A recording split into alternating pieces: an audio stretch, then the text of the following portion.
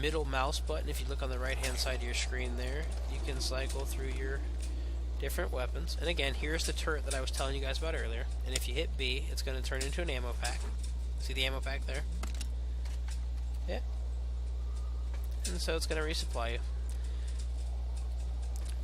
You can also set a turret, which is, this is the basic mana turret. Again, anti-infantry. You can also get to these by hitting the number 1, the number 2, the number 3, number 4, and number 5. And if you guys are wondering what this is C4. It's just the detonator. Now if you notice, my HUD is in the middle of the screen. See right there on the right hand side? That's my ammo. I have changed that in the settings, and that's very easy to do. You can hit escape and click right over here where it says settings on the bottom right. Then you have your, general things here. You've got your centralized HUD mode is what I have equipped right here. And this allows you to get your health and stuff like that. Here, let me show you. Take that off. If you look in the bottom right over here, you're going to see how you have your grenades, your ammo, your clip, your shield and health. Well, I didn't like that because it's too hard to look down there while I'm in battle. And so I put it in the center, so all that stuff's in the center if you look right there and right here. Now damage and stuff like that you take is going to be around the perimeter of the screen and things like that. And this mouse cursor that I have moved here you can get by hitting the left Alt key. And that's basically for when you chat. If you want to scroll up or move it or click on this box, you can do that. And then we can hit Alt again to get out of that. So there's that basic scenario. Now, if you guys see that tower over there, right-clicking the mouse will zoom in, left-clicking fires, which is standard in almost every FPS. If you'll notice this tower over here, it's got like a ammo thing right there. That restocks your vehicles. So if you run out of ammo, you just drive your vehicle up next to one of those, and bam, you now have ammo in that vehicle. Now obviously in the warp gate it's owned, so you're going to get that from every time you run up. However, if you do not own the base, you do not get ammo. Same thing with the helipads up top. These pads can be accessed via these little jumpy terminal things here with the glowing lights. You just jump up and there you have it. And spacebar is your jump key, obviously. And again, we're going to go up here, and there you have it. Now, if you notice right here, there is a ammo-looking icon with a plane. That means any aircraft that lands on here will rearm itself. Same with that one over there being a vehicle pad. And that's the standard. Now, you do have a significant amount of fall. So, didn't take any damage that time. But sometimes you do. Now, if you notice, there are terminals all around us. One guess as to what this terminal's for. That's right, you guessed it. This terminal is for vehicles. Your Flash, your Sunder, your Lightning, and your Vanguard. And right here are the prices of what each vehicle costs. And by prices, I mean resources. See how it has a vehicle symbol next to it? $225. That's how much of this resource it'll cost. This one's 180, this one's 360, and this one's 23. And wow, they reduced that. That used to be 450, which is awesome. We're going to set up to the next set of terminals here, and I'll give you one guess as to what those ones are for. That's right. Aircraft, Reavers, and Liberators. And they use the green resource, which is the aerospace. And last but not least, you have the Galaxy, which is on here by itself, which I don't know why they didn't just put it on one of these terminals. It would have saved them some space, but, who knows. Now, class change. This is very important to know this. See, they got a terminal for that too. You basically just click the class you want, equip now, and now you have changed. And now I am a sniper.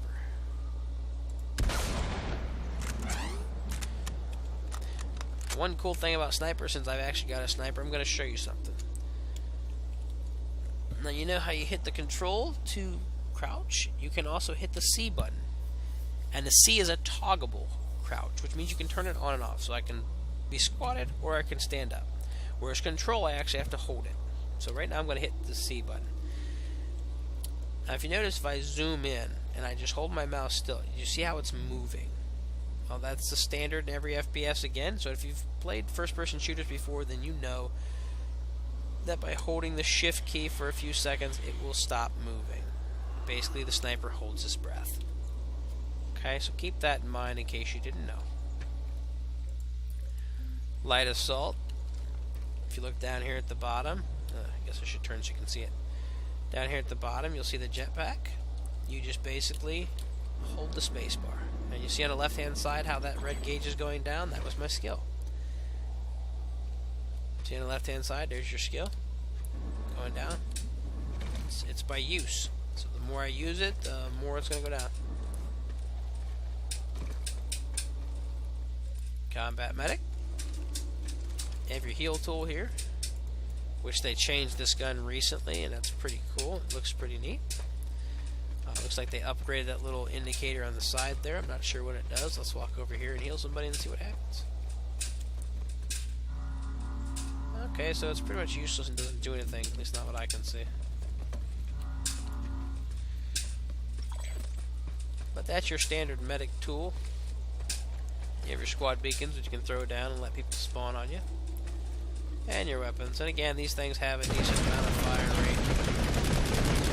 They have a significant recoil. Got your engineer tool. Heavy assault. And this is the crow.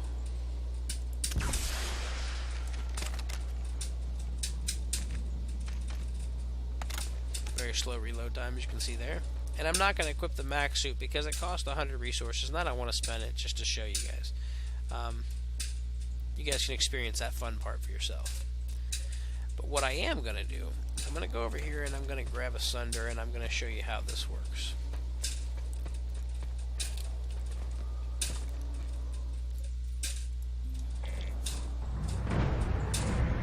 So here I am in the driver's seat.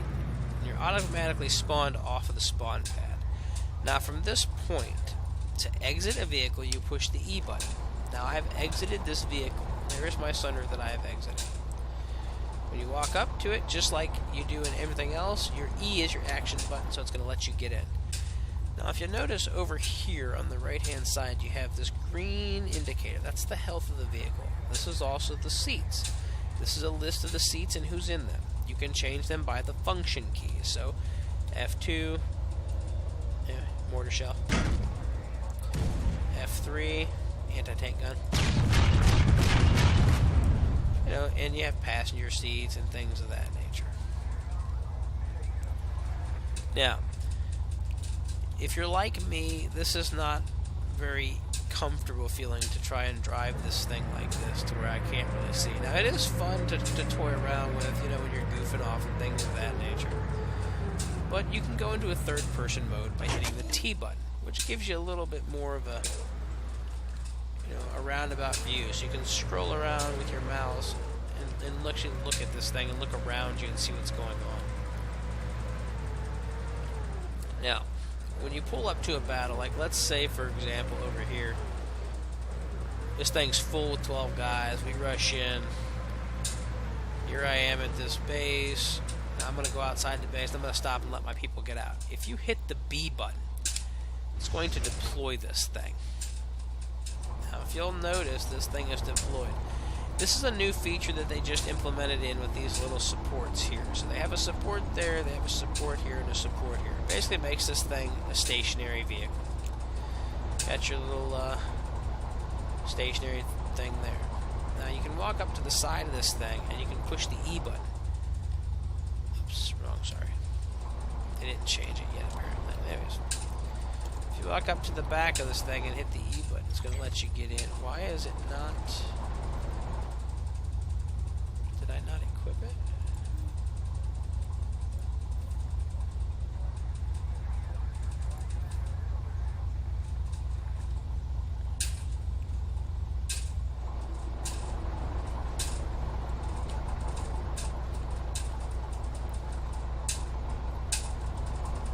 must be broken.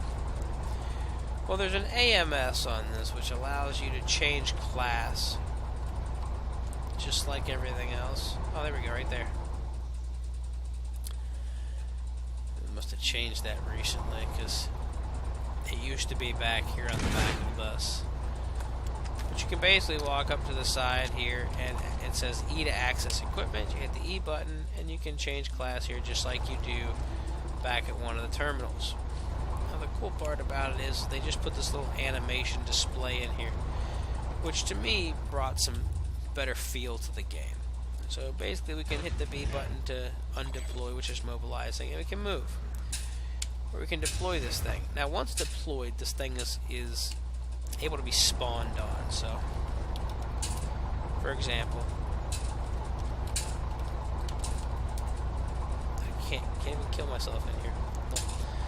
Anyways, if I were to die in the menu, I would have this as a spawn option, and I can just click on it to spawn here.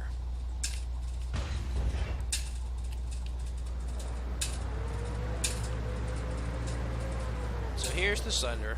Now, what we're going to do is I'm going to go ahead and pull up a... Oh, one more thing.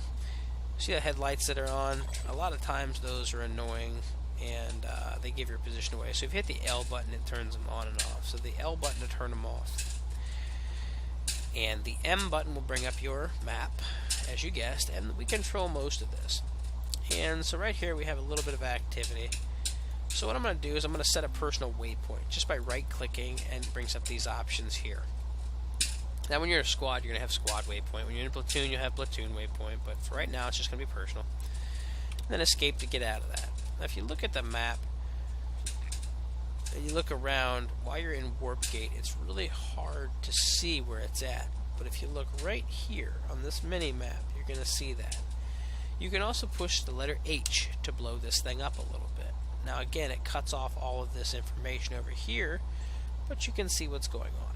And so I know where I'm going, and so I'm going to head that direction. Now you can see how it appeared over here. So we're going to go ahead and head over there and get into a battle really quick so I can try and show this to you. I'll give you guys a little bit of a rundown of how the action is and how versatile things can be. Somebody was shooting at me. Apparently they want to ride.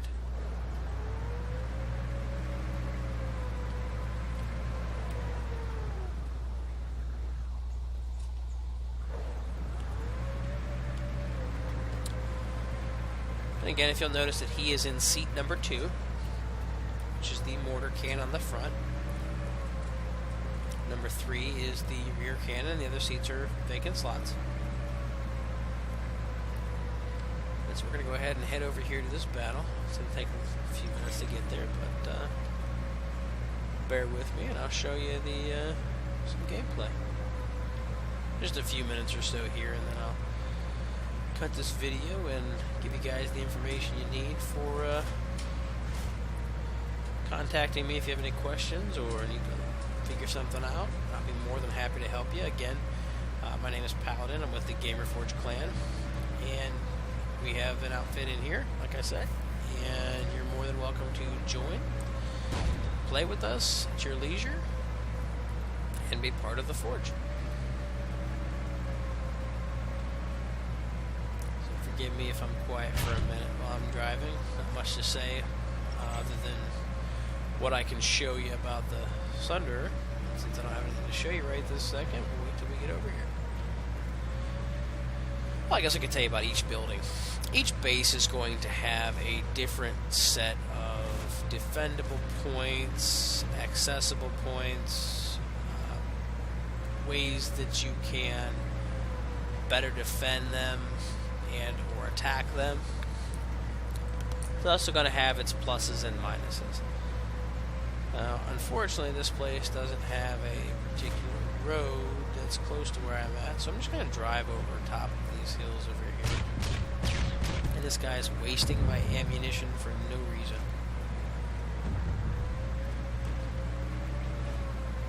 And of course, if I was playing, like actually playing right now, I'd be upset about that. Be like, what are you doing? Don't do that. But because we're not, I won't. Now, if you'll notice that when we get here, it's going to appear that these things are all purple or red. I can't really tell. They're red. So the Terran own this base, which is not a good thing, because we don't want the Terran to own this base. We want to take this base. And so what I'm going to do is I'm going to see if I can't sneak in here. So I'm going to pull up here and I'm going to deploy my Sunder. It is now deployed, so I'm going to get out of it. And I'm hopefully going to be able to take this base without them noticing. They may or may not. But we'll see. And these little glowy things here allow me to hop up. Oops. And then sometimes they don't work properly. Now, when you go to any kind of base like this, you want to hit the Q button, because the Q button is a spot button. And they just put these barricades up here to defend these bases a little better, because people were just coming in here and owning. It wasn't very good. So what I'm going to do is I'm going to go ahead and sneak in here. I'm going to see if I can get through here without getting killed. I am alone, so this might be short-lived. I'm going to go ahead and bypass that point that I need to capture, because what you want to do first and foremost whenever entering a base is get to the shield generator. The shield generator is indicated usually by, oh, there it is. Usually by a shield. And what you want to do is you want to get up to this thing and you want to hit the letter E. And what it's going to do is going to bring a little gauge up. And what it's going to do is it's going to send this into an overload mode. Generator compromised. And once you overload that, you're going to want to get away from it, because they're going to bull rush it to try and take it over. Now I'm going to try and cap this point at the same time while I'm waiting for them to come over here. Here we go. I got that point.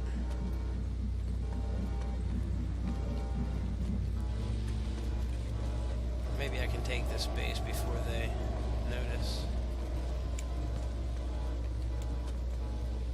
That would be cool.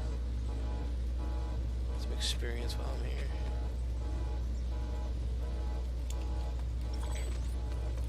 And we do basic training, so I can teach you guys how to cap a base really fast and how to do it safely without too many casualties, and also how to proceed into a room where you know there's going to be enemies,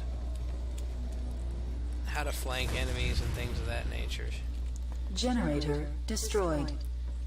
So now that they have this new little mode here, I think we've just taken over this base. And so for the most part we now own this base, except for the perimeter points.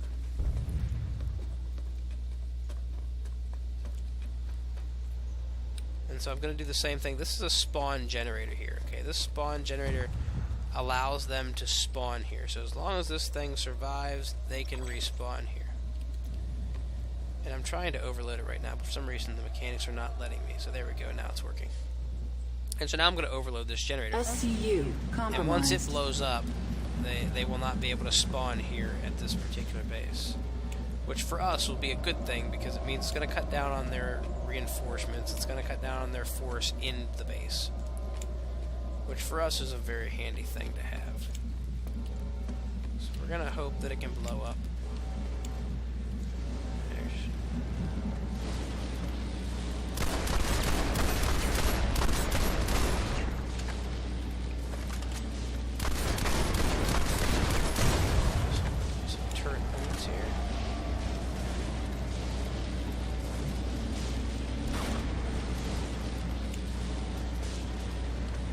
Stand over here, maybe he'll draw some fire. If we get under attack, which we may not. This base has pretty much been taken, so we pretty much own this base right now. And so if you look here on the mini-map, this is the base that I'm taking right now. SCU destroyed. And so now their SCU has been destroyed, so they cannot spawn here now. They can, however, come through the, if they're already in the spawn room. You are in a restricted area. Oh, I just got, oh jeez, I forgot they implemented those pain things. So if you walk near a spawn point or whatever, or if you're in a spawn room camping, it's called a pain field. It'll Clear hurt you. out of that See how it's area. hurting me? Just gotta get away from it.